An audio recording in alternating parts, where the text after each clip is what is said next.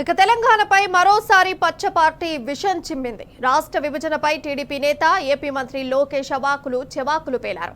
తెలంగాణ ఏర్పాటు సందర్భంగా 2014లో తమను మెడలు పట్టి కట్టుబట్టలతో గెంటేశారంటూ కారు కూతలు కూశారు.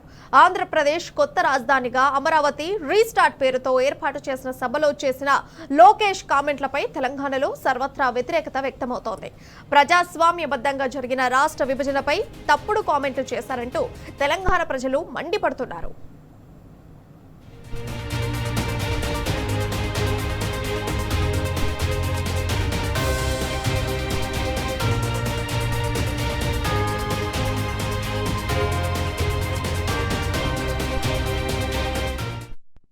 లోకేష్ కామెంట్లపై తెలంగాణ డిజిటల్ మీడియా మాజీ డైరెక్టర్ కొనతం దిలీప్ స్పందించారు.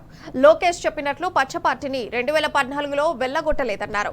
2015లో ప్రజాస్వామ్యబద్ధంగా ఎన్నికైన తొలి తెలంగాణ ప్రభుత్వాన్ని కూల్చేందుకు ప్రయత్నించినందుకే మిమ్మల్ని తెలంగాణ ప్రజలు ఇక్కడి నుంచి పంపించి వేశారన్నారు. ఎమ్మెల్యేలను కొనుగోలు చేసేందుకు ప్రయత్నించి మీ మనిషి రెడ్ హ్యాండెడ్ గా దొరికినందుకే కరకట్టకు తరిమేశారని గుర్తు చేశారు. మనం ఒకసారి గతం కూడా గుర్తు చేసుకోవాలి.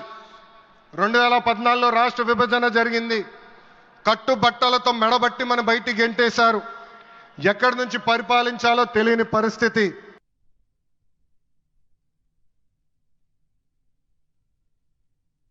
మనం ఒకసారి గతం కూడా గుర్తు చేసుకోవాలి. 2014లో రాష్ట్ర విభజన జరిగింది. కట్టుబట్టలతో మెడబట్టి మన బయటికి గెంటేశారు. ఎక్కడి నుంచి పరిపాలించాలో తెలియని పరిస్థితి. మనం ఒకసారి గతం కూడా గుర్తు చేసుకోవాలి. 2014లో రాష్ట్ర విభజన జరిగింది. కట్టుబట్టలతో మెడబట్టి మన బయటికి గెంటేశారు. ఎక్కడి నుంచి పరిపాలించాలో తెలియని పరిస్థితి.